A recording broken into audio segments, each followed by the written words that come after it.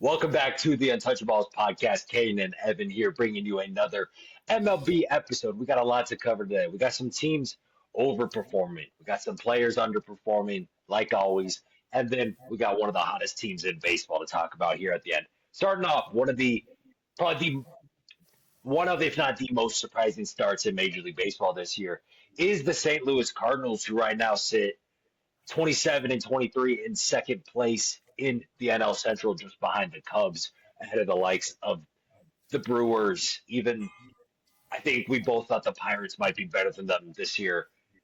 And the Cardinals are winning games right now, even though their team's just not that good.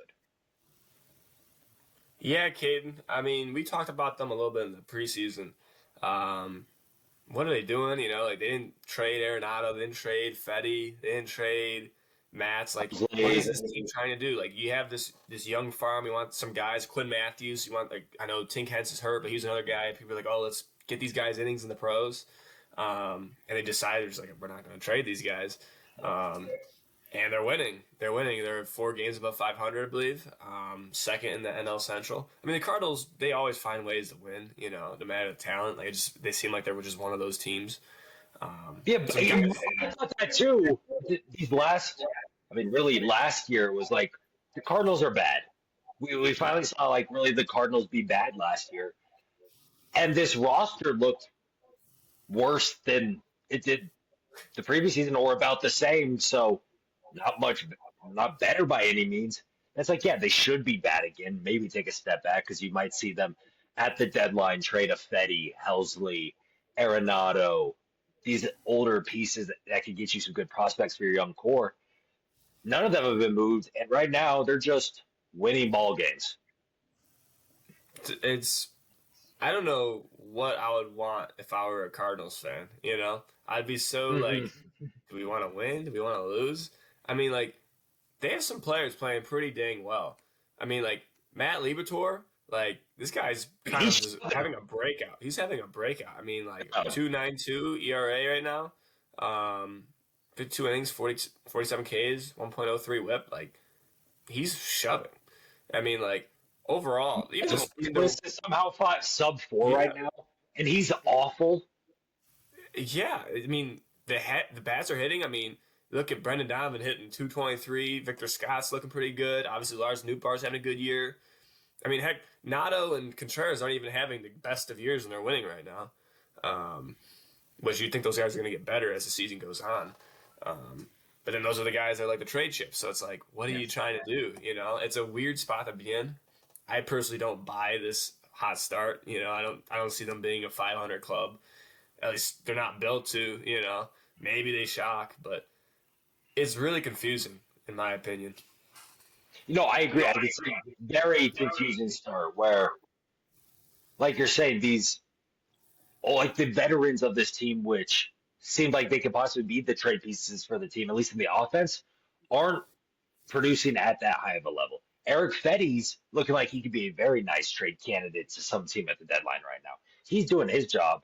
But then, like you're saying, it's a lot of these younger guys where Brendan Donovan, I mean, we've seen throughout his career, I mean, he's a good baseball player. I mean, had a 4 WAR rookie year, hasn't had a sub 2 WAR in any year of his career. This year, through 48 games, he's already above a 2 WAR player, hitting over 300, finding some power, and then yeah, someone like Lars Nootbaar, who a lot of people thought was in for like that kind of a big breakout after he went off for Team Japan at the WBC back in 23. We hadn't really seen that like true ascension for Nootbaar. We've seen him be just a good outfielder, and yeah, like this year he's leading the team in home runs right now with 7, has a 770 OPS, stealing some bags. That Lars Nootbaar is looking really good. Donovan's looking good. I mean, even someone like Mason Wynn's not looking awful offensively. Victor Scott's contributing for them. Like some of these players who you think more of just defensive additions for the team. Like Mason Wynn, amazing with the glove at short, but now he's starting to show something with the bat. Victor Scott's always been a great outfielder, speed guy. Now he's hitting for Now he's 275 as a 732 OPS now, a couple months into the year. That it's maybe, well, yeah, I do agree. I don't. think this will be sustainable for the Cardinals. I don't think they're going to be anywhere near a 500 team come season end. I do believe they will still be sellers come deadline, and we're going to see some of these veteran pieces get moved.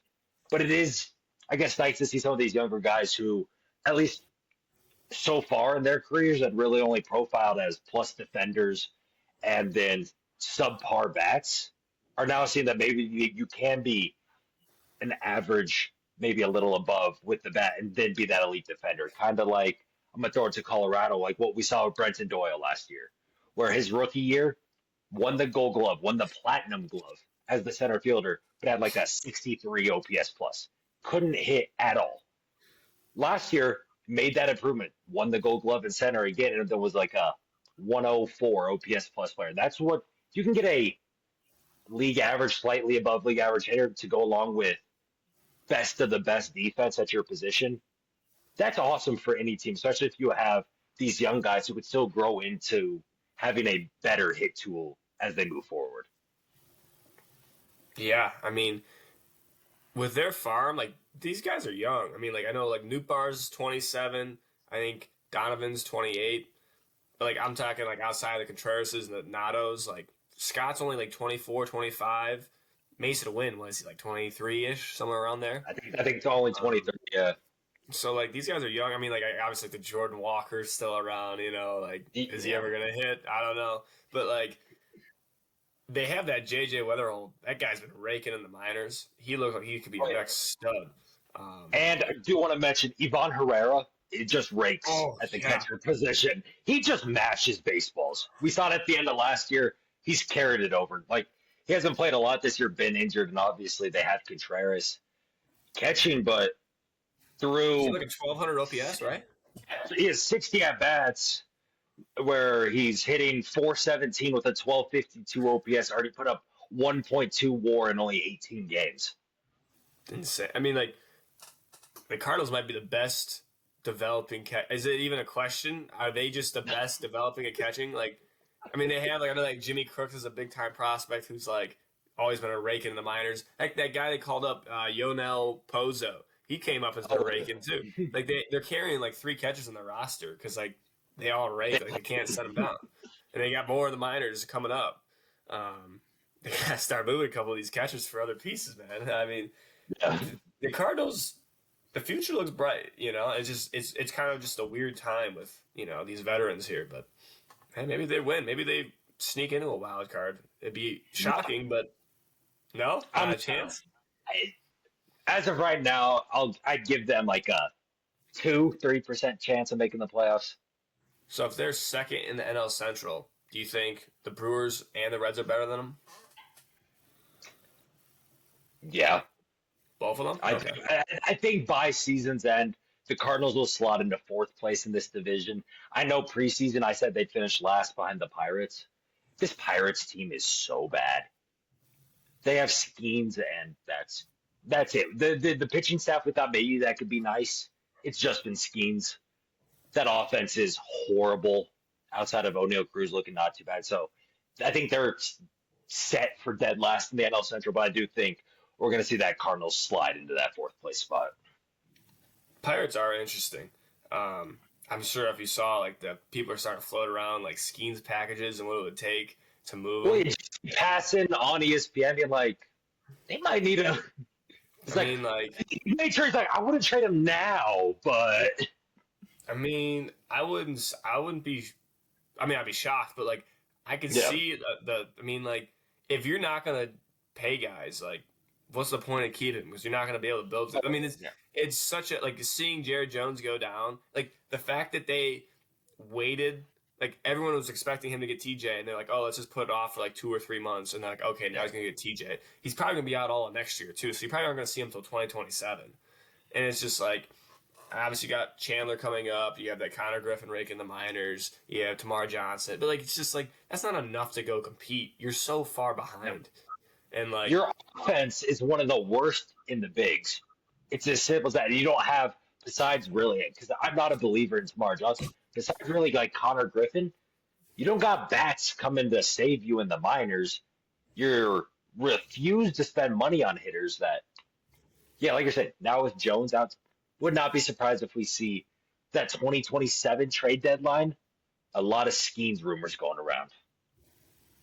Yeah, and it's just like if I were the Pirates right now, and I'm just thinking like if I'm just like okay, I'm the GM of them, which I am in the Dynasty League, but um, if I were them, like, and I'm like okay, well like I'm not, I'm just deciding I'm not going to spend money on free agents. I'm not going to go after any of them.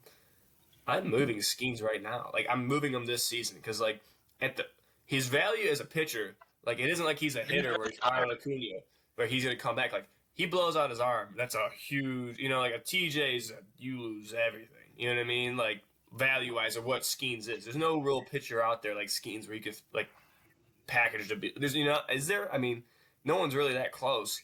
I mean, No, like I don't think it's just because of his age, how much control he still has left before you have to actually pay him.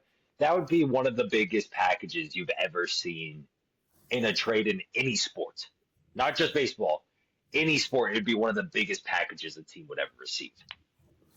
which if I'm the Pirates, like you said, there's not a lot in the farm to get really that excited about. Like yeah, I would definitely like consider this a lot more. Like I wouldn't be shocked if I'm just the GM and I'm not like gonna spend money. Like screw it, let's trade Skeens. See what we can get. Yeah. Hey, yeah, yeah. Cardinals. It's been a good start for them. They're not as bad as the Pirates, but they're not as good as they are right now. I think it's just kind of like that for me. I'll give you that. I don't buy it either. Now, though, let's get to everyone's favorite part of our MLB episodes. Dwyer. Caden, I don't know where my glasses are. I don't know where they're at. Time for Dwyer's Where is this Disappearing man? Player of the Week. Aaron Nola up in Philadelphia. Where have you been? It has been a brutal, brutal season for Mr. Nola. A 6.16 ERA, 49 innings pitched, 52 Ks, 9 games. He's 1-7 as a record. I mean, the Savant page looks brutal. Velo is down. He just hit the IL with an ankle injury. Mr. Nola, I'm getting a little worried about you. We're getting into the season here, and you are not looking very good. I personally, is looking at the Phillies too, with the amount of pitchers they have, like, I think I'm like panic meters it's getting pretty high for Nola. I can't lie. Oh, 100%. That panic meter for Nola has to be shooting high. Where after he got put on the IL, which he might have an ankle injury, he might. I don't know if I really buy the ankle injury though. This kind of seems like a phantom IL stint for Nola, trying to get the mind right. Remember that you're actually a really good pitcher and supposed to be a dominant number two behind Zach Wheeler in that Phillies rotation. Instead, every game you're giving up so many runs in barely any innings that, like, his best start of the year was 7 innings, 1 run. That's a good start. But then he's had multiple starts with 9 runs, 4 runs, 4, 6, 3. Like, he's finding these blow up innings. Like we just talked about the Cardinals. That was his last start before hitting the injured list. 3 2/3 innings, 12 hits, 9 earned, 3 home runs, and only 2 strikeouts. Like it's been a lot of that this year with Nola. A lot of hard contact. He has a 1.5 whip this year, so everyone's reaching base against him. And it's weird because like, what I was going to say in there. Actually, you went down. I've been seeing stuff. Maybe the Phillies should try to look to trade Nola now because obviously Jose Alvarado, 80-game suspension, ineligible for the playoffs. I've been seeing stuff like, do the Phillies try to trade away Nola, get some sort of reliever for the back end of that pen to replace Alvarado? Because, I mean, you look also at the options the Phillies could have in their rotation where Nola hits the IL. You already are getting great starts out of, obviously, best pitcher in baseball, Zach Wheeler. Jesus Luzardo is looking like the best trade of the offseason by far. And Christopher Sanchez is just a lefty who throws 98 and dominates. And now Ranger he, Suarez. Ranger Suarez is great too. Like their lefties just come in and shove. And then with that, I also now you're looking at some other pitchers. Like they called up one of their top pitching prospects, Mick Abel. They said you're going to make a one game spot start, then you're getting sent back down to AAA. In that start, 6 shutty, 9 strikeouts. And in the minors this year, through 46 innings, 2.53 ERA, 51 strikeouts, a WHIP a little over one. So just dominating there. Obviously, they have Andrew Painter in their farm system, just kind of, it seems like now just waiting to get called up back from the injuries now and looking back to what we saw with Andrew Painter before, where he can be, it looks like one of these top pitchers in baseball. The reason both these guys are still in the minors, which is kind of crazy, is because Mick Abel got sent back down because they're going to reactivate Taiwan Walker from the IL. Taiwan Walker, a dude Phillies fans wanted nothing to do with at the end of last year. He had like, I think it was around a 7 ERA for last season. Let me get this right. Yeah, a 7.1 ERA over 83 innings for the Phillies last year. So he was awful. He comes in this year, people are like, Phillies fans are scared, like, he'll just be here until maybe Painter's ready to come up or something. Instead, Taiwan Walker has thrown to a sub-3 ERA, 2.97 over 39 in the third inning so far. So it looks like he's maybe turned back the clock a bit and remember that he can at least be an adequate back-end starter for a big league team that's trying to compete. Yeah, I mean, the Phillies are kind of like, if there's a team that's kind of set right now, it's me. It's really them. I mean, I don't know. Is there any other team in baseball that could really? I mean, outside I guess the Dodgers, that could really match like their amount of depth starting pitching wise. Like, it's so deep, and like you said, floating out the idea about trading Nola, like that would be interesting. You know, I mean, like obviously with Alvarado going down, Romano probably takes a step in as a closer. Because he's obviously closed before, but that's really the pen is really scary. I mean, you got that Kerkinger, him. I mean, losing Alvarado is huge. You know, I mean, Matt Strom's good. Strom's good. Green's got some stuff. I would say the bullpen is definitely where their weakness is as a team Yeah. right now. So maybe bring in a big time. I mean, I don't know what you get for Nola. Nola scares me. Being only 31, that's not that old, obviously, for a pitcher. No. I'm just looking now.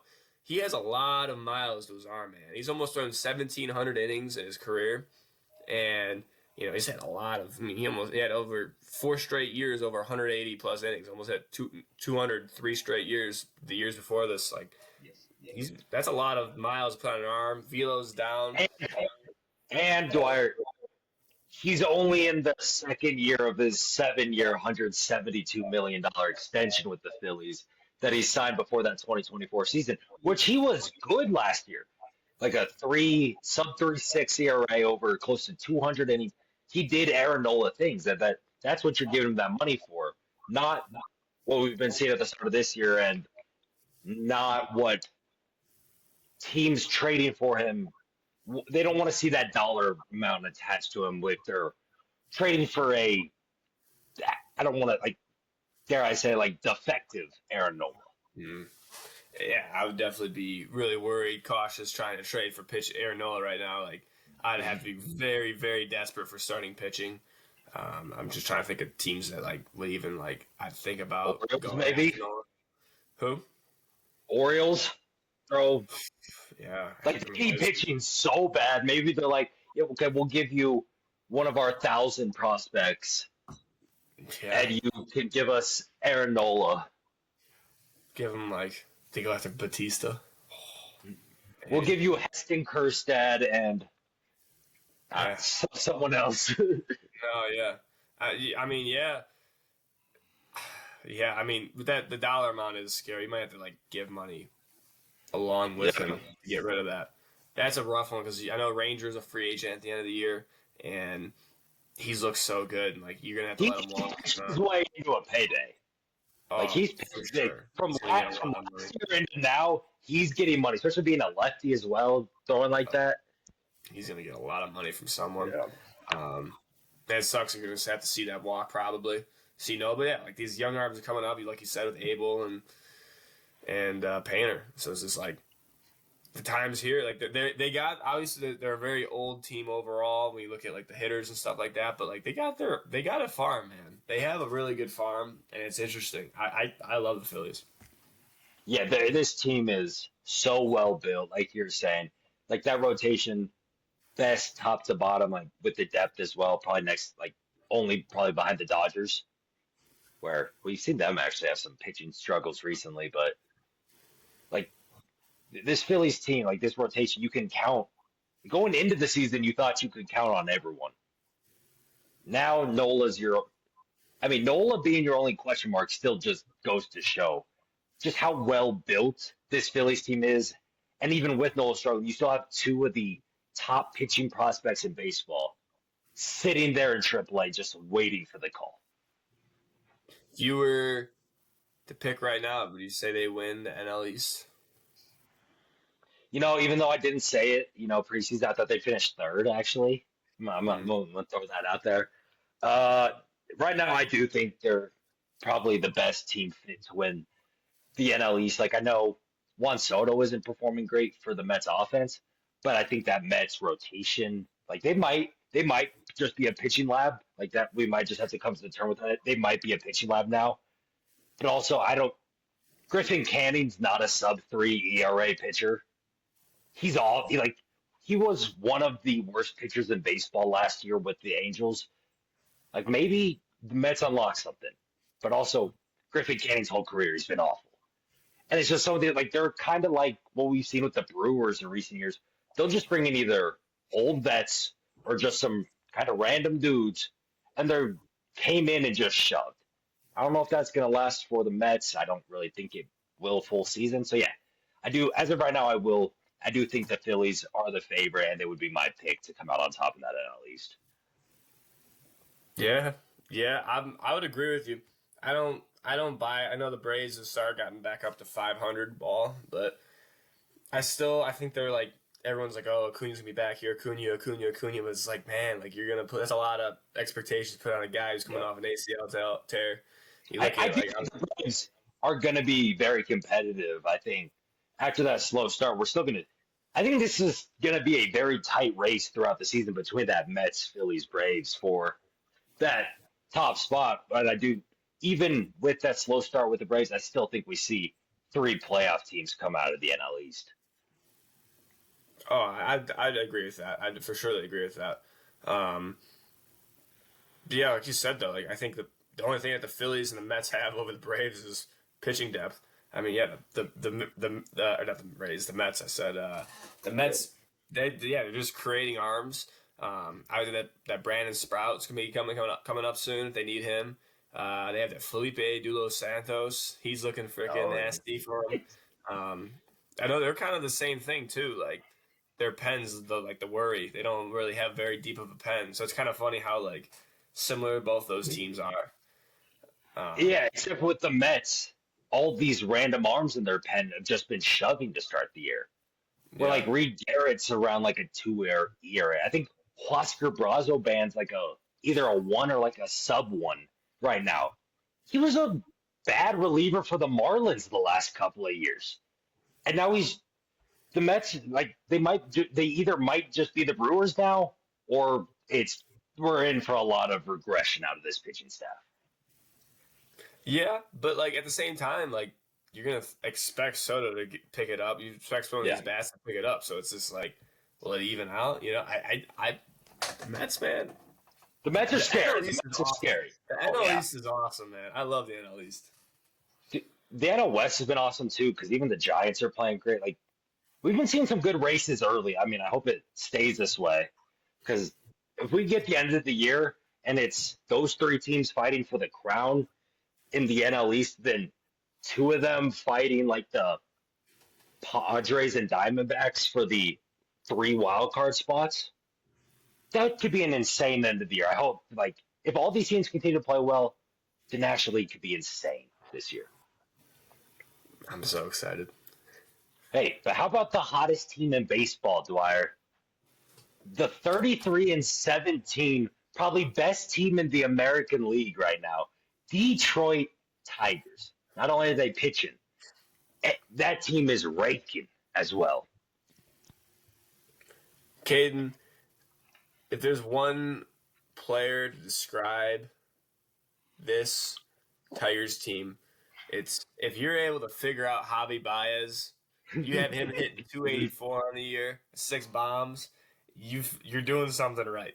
And they might be the best team in the American League. You're saying maybe in the entire league, which is crazy. But they are The way just they're playing right now, they're awesome. They're awesome. I mean, they got so many arms.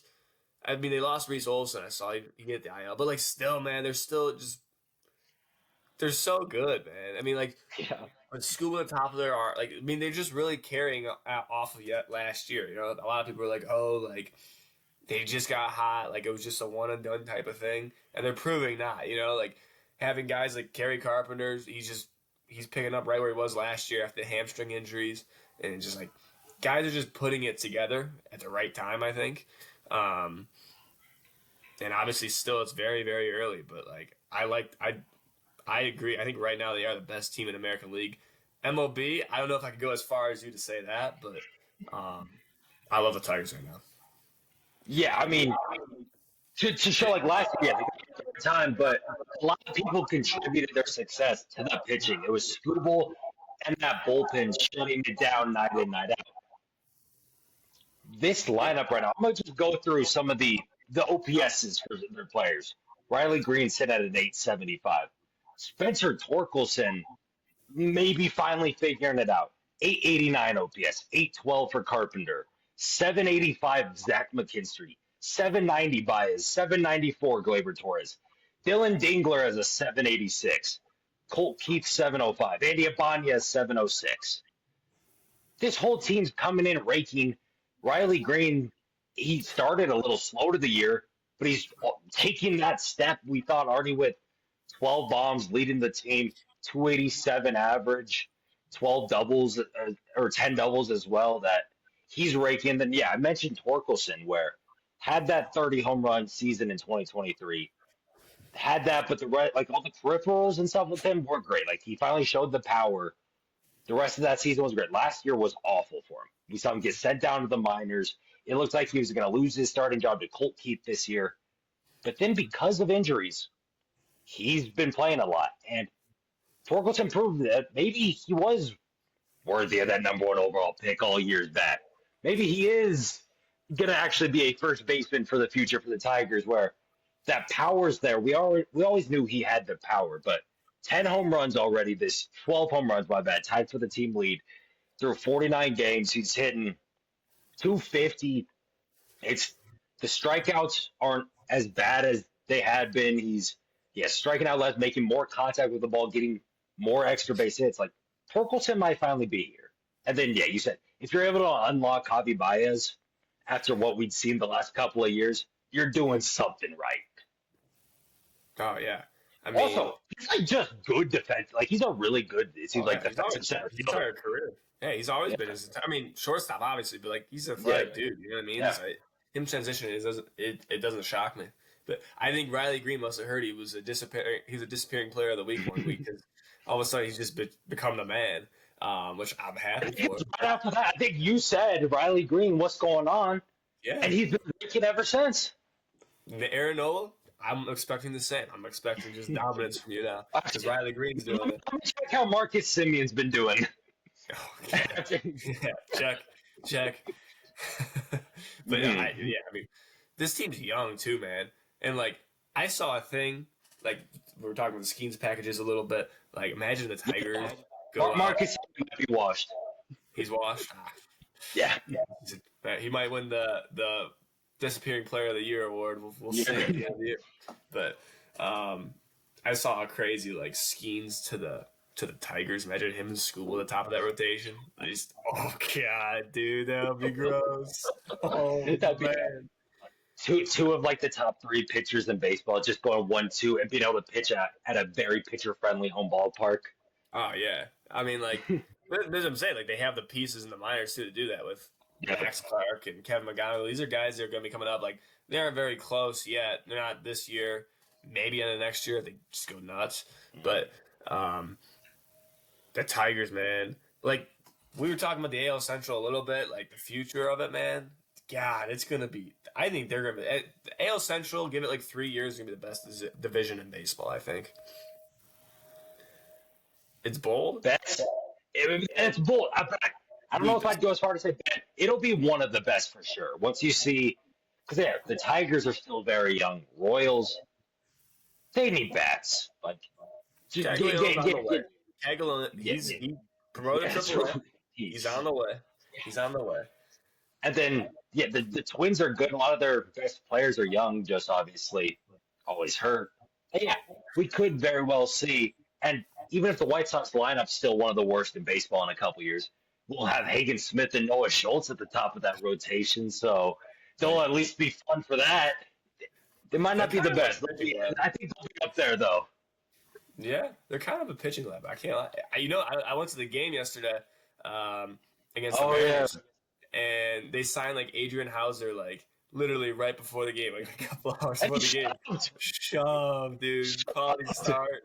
No runs earned. White Sox W. We got to see the fireworks show at the end of the night. It was awesome to see. 1-0 though. White Sox still can't hit, but it's all good. It's all good. They can't hit the ball. It's awful. But they've developed. Shane Smith's not bad. Burke looks like he can maybe do stuff. Then you signed him yesterday. Right, 6 innings. No, like they might have figured a little stuff out with pitching. Obviously, have probably the two best left-handed prospect arms going to be coming up at some point. They could be. That Grant Taylor, that Christian Oper. They have a couple guys that are just dominant, like the White Sox. They could be good at pitching. They just have no lineup. Not at all. With Braden Montgomery in the minors, he's been raking. Maybe he has a shot. But, the White Sox is still cooked. We're going to trade all that pitching to the Red Sox anyways. It's coming. They're far. Schultz, after a dominant couple years with the White Sox, gets traded to the Red Sox, wins a World Series. It's coming. It's just him and Crochet at the top of the rotation. God. Any good lefty for the White Sox, you will get traded to the Red Sox in a couple of years. I would love to be a Red Sox fan. God, I wish I was. I would love it. Yeah, Red Sox. I mean, we're kind of Tiger. I mean, we call ourselves Tigers fans in a way. Like we were on the Tigers last year, sitting in our dorm room all day. So our teams are awful. We get to be honorary Tigers fans on this pod. 100%. Like that's what we're going for in the playoffs. Playoffs come. It's Tigers or die, baby. Yeah. Oh, I gotta get some Tigers gear, man. I gotta get some Tigers gear. I have a Tariq Skubal shirt now. It came in a couple weeks ago. Got the John Boy Media one with all the flowers. So I can support my Tigers over here. Because the Rockies might be the worst team of all time. White Sox were the worst team of all time last year. So we get to be honorary Tigers fans. I second it. I don't think anyone should disagree with that. We want fun. We want to have fun too. And they're fun. Yeah, very fun. Very fun. Yep. Well, you got anything else for us tonight, Gar? I don't believe so, Cade. Well, we hope you guys enjoyed this episode of the Untouchaballs podcast. Leave a like if you did. Comment down below. What are your thoughts on the Cardinals, the Phillies? What should they do with Aaron Nola? And the Tigers? Are they just awesome or what? Turn on post notifications so you never miss an upload of the Untouchaballs podcast. And share this with your friends, family, strangers, neighbors, anything like that. Thank you all for listening, and we'll see you all next time.